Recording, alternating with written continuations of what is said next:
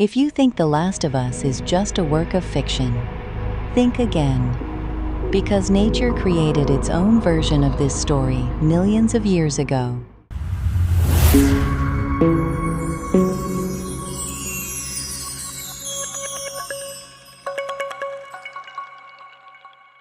There is a parasitic fungus called Ophiocordyceps unilateralis. It infects insects, especially carpenter ants. But instead of killing its victim immediately, it first takes control of its behavior. The most terrifying part: this isn't science fiction. It's happening every single day in tropical rainforests around the world. So how does this fungus infect an ant? It all begins with a microscopic spore landing on the ant's body. The spore penetrates the ant's hard outer shell and begins growing inside. As the fungus spreads, it releases chemicals that alter the ant's behavior.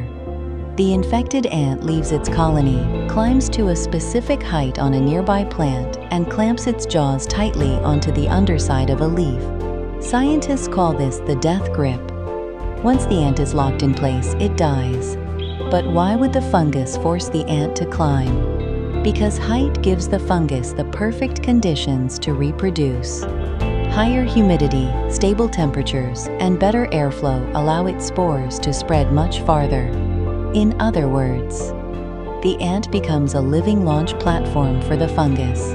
But here's a question many people ask: does the fungus actually eat the ant's brain? Surprisingly, no. Current research suggests that the fungus doesn't simply consume the brain. Instead, it produces chemical compounds that influence the ant's nervous system and muscles, effectively controlling its behavior. Scientists are still working to understand exactly how this incredible process works. And ants aren't the only victims. Different species of Ophiocordyceps infect spiders, moths, cicadas, and many other insects. So, could this ever happen to humans? Fortunately, the answer is almost certainly no.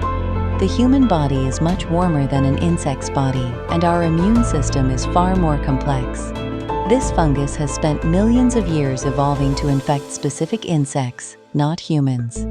Even researchers point out that such an adaptation is extremely unlikely in the foreseeable future. Here's another fascinating fact. Scientists have discovered fossil evidence showing that ancestors of these fungi existed more than 130 million years ago.